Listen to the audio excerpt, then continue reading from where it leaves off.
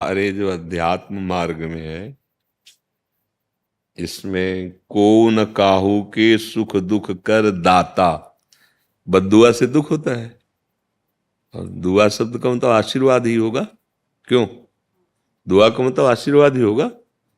बद्दुआ का मतलब बुरे वचन बोलना, उसको शापित, साप समझ लो। शास्त्रीय भाषा में साप या वरदान। दुआ बद्दुआ का मतलब तो ऐसा ही होगा ज्यादा तो, ये क्योंकि उर्दू शब्द है दुआ बद्दुआ, तो मुझे लगता है दुआ का मतलब आशीर्वाद, और बद्दुआ का मतलब साप जैसे ऋषि जन देते थे, या कोई कटुवचन बोलकर जाओ तुम्हारा बुरा हो, ऐसा। तो हम शास्त्रीय भाषा की बात कहते हैं। को न काहू के सुख दुख कर दाता, और निज कृत कर्म भोग सुन भ्राता। कोई किसी को सुख दुख नहीं देता, अपने कर्म ही अपने को सुख दुख देते हैं। जैसे आप यहां चल करके आए, भावना कि भगवान के दास, जो भगवान के स्वरूप, भगवान के निजजन, आज हम संत दर्शन करेंगे, आज संत संग करेंगे। आपका सच्चा कर्म बन रहा है, आप भाव से आ रहे हो, आपका मंगल होगा। अब जो आपका मंगल होगा, उसमें हम प्रधान नहीं हुए, उसमें आप प्रधान हुए। आपने सोचा आज सत्संग सुनेंगे, भगवान के मार्ग में चलने की इच्छा से। अब आपने जो वचन पकड़ा और आपका मंगल हुआ, उसमें आपकी प्रधानता है, क्योंकि आपने वचन पकड़ा, आपने वचनों पर श्रद्धा की, आप आए, आपने भावना की।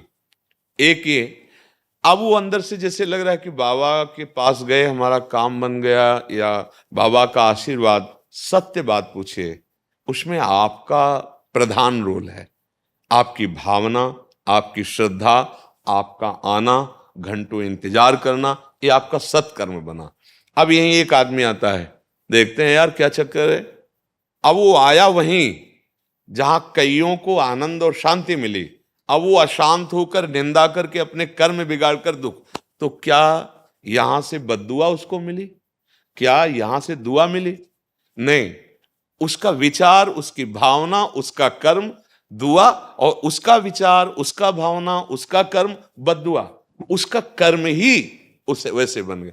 नहीं तो भगवान सबके हृदय में आनंद सिंधु विराजमान है, फिर दुख क्यों? स्वयं भगवान सबके हृदय में विराजमान है, जो आनंद समुद्र है। गोस्वामी जी लिखते, सबके हृदय अछत विकारी, पर सकल जीव जग दीन दुखारी। आनंद सिंधु भगवान सबके हृदय में विराजमान, फिर दुख क्यों हो, चिंता क्यों हो, शोक क्यों हो, भय क्यों हो? क्योंकि हम भगवान का भाव ही नहीं मानते। मनमानी आचरण करते हुए ऐसे कर्म कर रहे हैं जो हमें दुख प्रदान करे, चिंता प्रदान करे, शोक प्रदान करे। हाँ, भगवान के आश्रित होकर हम ऐसे कर्म कर रहे हैं जो हमें सुख प्रदान करें, निश्चिंतता प्रदान करें, और भगवत आनंद प्रदान करें। मुझे लगता है पूरे, जब हम फाइनल पे पहुंचते, तो अपना ही कर्म सुख और दुख देने वाला है।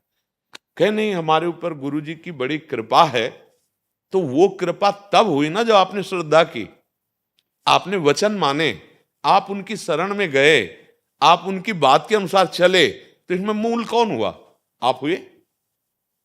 अगर आप ना माने, आप अश्रद्धा करें, तो भला फिर कोई बदल के दिखावे, नहीं बदल सकते।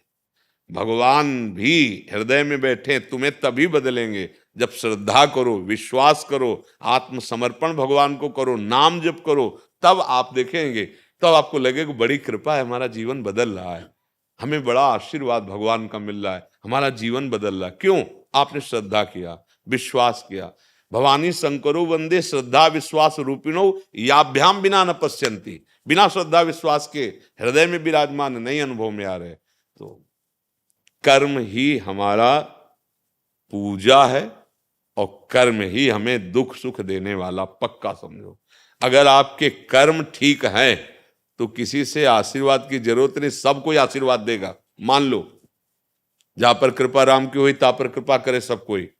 कृपा, जब आप भगवान की आज्ञा के अनुसार अच्छे कर्म कर रहे हो, जैसे गीता जी में आदेश है, संत जन जैसा करते। और बुरे कर्म, तो अपने आप दुख मोल ले रहे हैं। आपको कोई बद्दुआ दे, हमें कोई बद्दुआ, जा मर जा, मर जाएंगे क्या?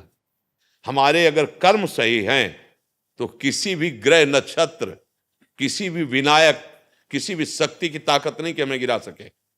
अगर हमारे कर्म बिगड़ गए तो कोई बना भी नहीं सकता, ये भी बात समझ लो।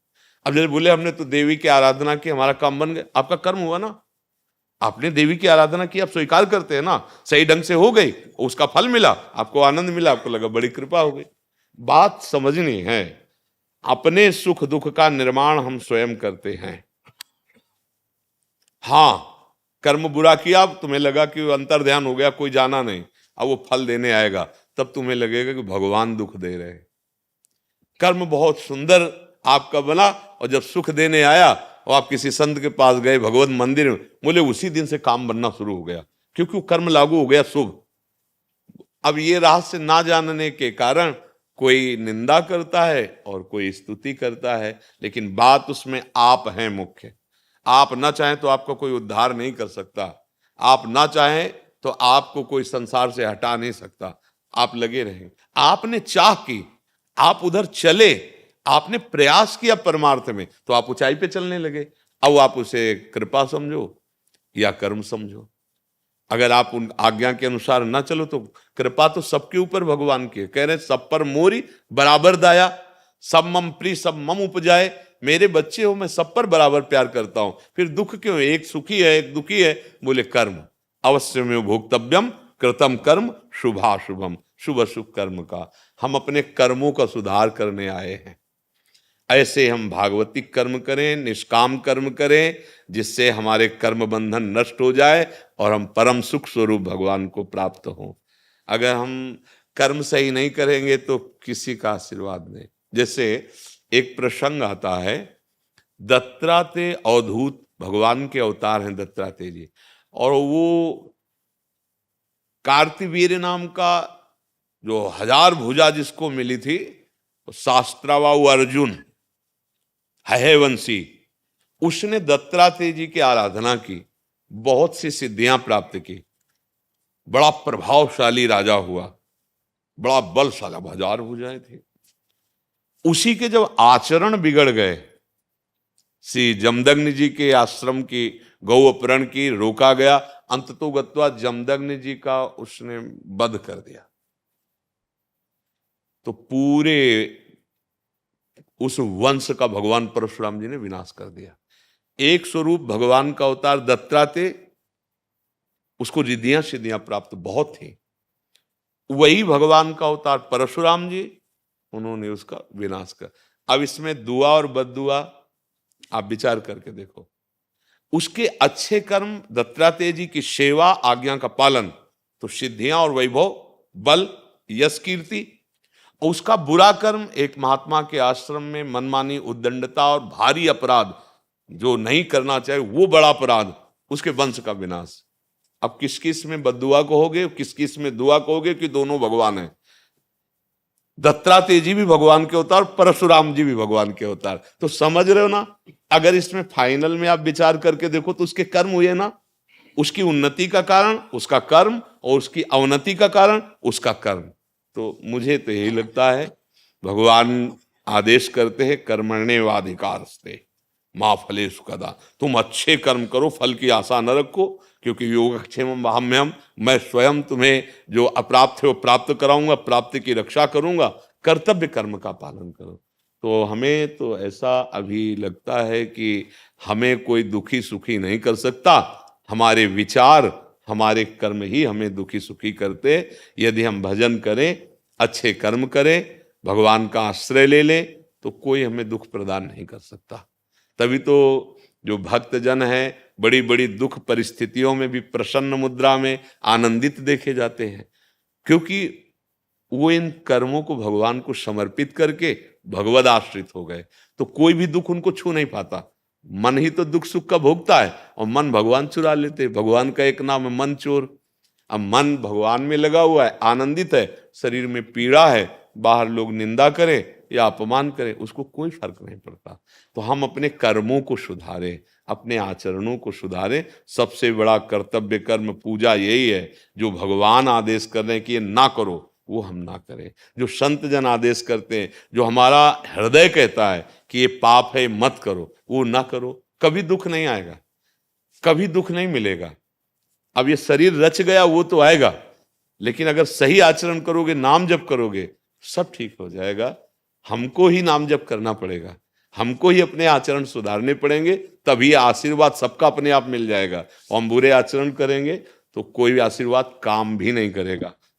दत्तात्रेय जी का आशीर्वाद काम नहीं किया, वही परशुराम जी के रूप में अवतरित होकर उसे नष्ट कर दिए। इसलिए कर्म ही प्रधान है। हम अच्छे कर्म करने वाले बने और वो कर्म भगवान को समर्पित कर दें, और उन कर्म के करने में अहंकार न करके सोचें कि भगवान की कृपा से हो रहा है, संतों की कृपा से हो रहा है, तो अहंकार नहीं आएगा। बहुत बढ़िया मार्ग हमारे हृदय में भागवतिक प्रकाशित हो जाएगा, जिसे भगवदानंद परमानंद